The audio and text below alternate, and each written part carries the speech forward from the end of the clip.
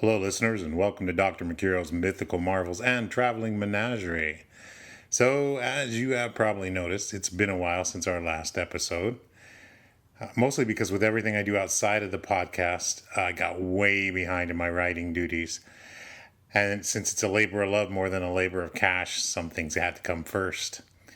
And then the quarantine happened, and so our adventures have been put on hold until it's safe for my cast and I to get back into the studio together safely, as it is a very tiny studio. But until then, I'd like to introduce you to something new, maybe hopefully tide you over, with the help of the writing talents of my dear friend Michelle Sharkledog Avenell. I'm pleased to present our new mini-series, the Encyclopedia Mecurium. For followers of the show, you're aware of some of the fantastical creatures in the good Doctor's Menagerie. Well, now is your chance to not only learn about what makes them special, but you'll be able to see them yourself as we are adding a YouTube channel for the podcast so we can show you videos of Mecurio's creatures. So not only will all of our previous audio episodes be available on this channel, but also video blogs of the Encyclopedia Mecurium hosted by our own, of course, Dr. Mecurio. Now, we're hoping to make these bi-weekly, maybe monthly if it gets kind of crazy, but we'll try to get one out at least every 2 to 3 weeks. We'll also have these as a podcast as well for those who don't want to go to YouTube. But if you have, I don't know, maybe you're mad at them. But these episodes will be available in our podcast feed. And if you'd like to see the creatures themselves, you'll be able to watch them and the Doctor on our new YouTube channel. And the new YouTube channel, of course, is Dr. Mecurio's Mythical Marvels. So just type in Dr. Mecurio's Mythical Marvels and you'll be able to find us with no problems at all. And let's see, as always, we would want to encourage you to subscribe. And if you're listening on iTunes, please leave us a big juicy 5-star rating and maybe a nice comment to help the show become more popular. Because right now, a little fantasy is, I think, what we all need. Reality is getting to be a bit much. So, with that said, let's turn it over to the Doctor for our first episode of the Encyclopedia Mecurium. Take it away, Dr. Mecurio.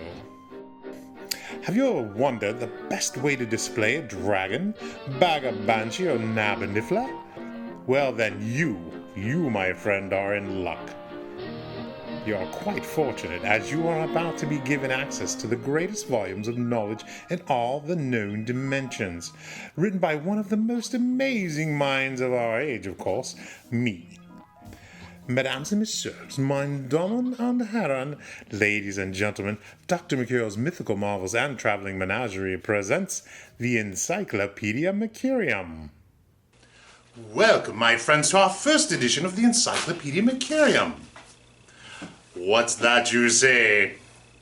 You've never heard of the greatest source of knowledge in all the known dimensions? Well, then you, my dears, are in luck. For today we will be exploring one of the many volumes in this astounding set of tomes.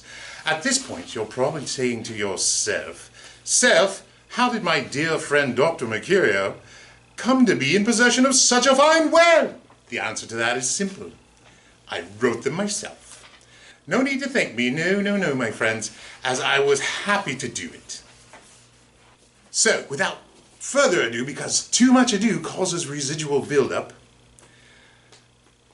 let's begin today's exciting lesson. Today, we will be reading from Volume 2, under the subsection of B, under the heading of Basilisks. I, of course, have a lovely basilisk in my care by the name of Bella. But before I fetch her, I will convey to you some of the more basic features of this amazing creature. As listed, of course, inside the Encyclopedia Mecurium. Now, Bella, as I mentioned, is a basilisk, which is an avian reptile hybrid. Or to put it more simply, she's a bird snake. Or a snake bird, depending on how you like to look at it. Now, as you probably guessed, as I assume you'll all be very clever guessers, hybrids of these extremes are not found in nature, but are a magically introduced creature. Like many of the creatures in my care, she is a carnivore and will eat just about anything that you happen to have lying about.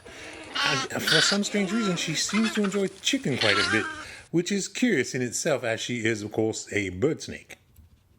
As a magical creature, they are able to thrive in any environment, but seem to prefer grasslands, which, as you know, is the origin of that old adage, like a bird snake in the grass.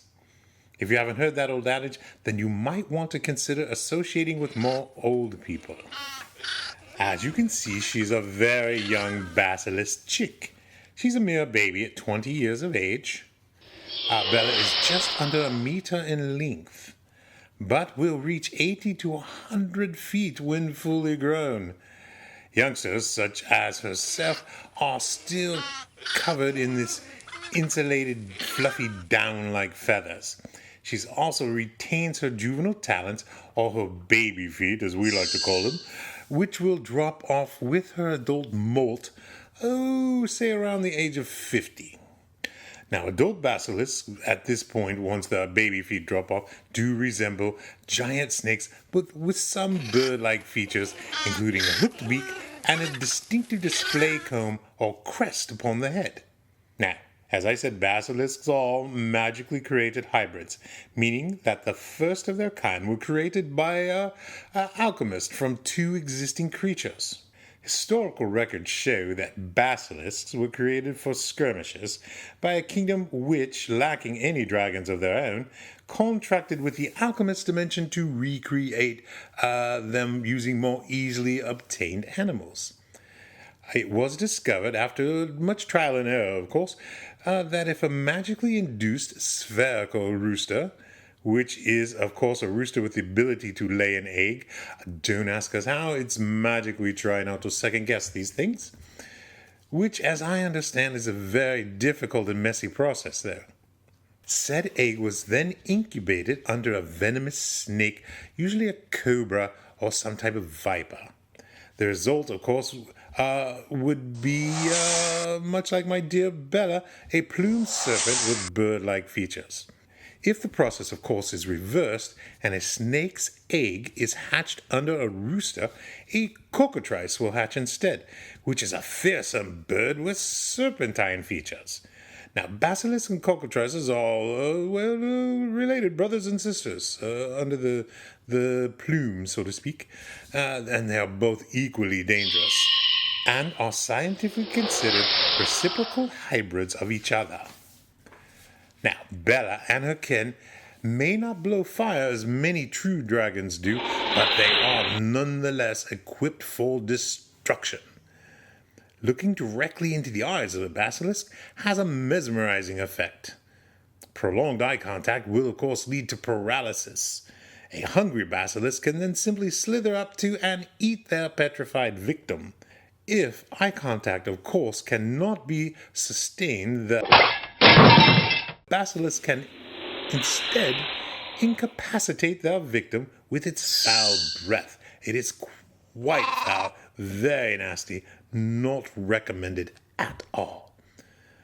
Now, Bella's offensive abilities are thankfully still rather mild. Unfortunately, she is not yet fully trained and enjoys using her powerful, odorous breath to try and get her way quite a bit, as I might say. Now, of course, I do want to recommend, as always, do not raise basilisks in your home. You want to have a traveling mythical menagerie of your own before trying to take a basilisk into your own personal space.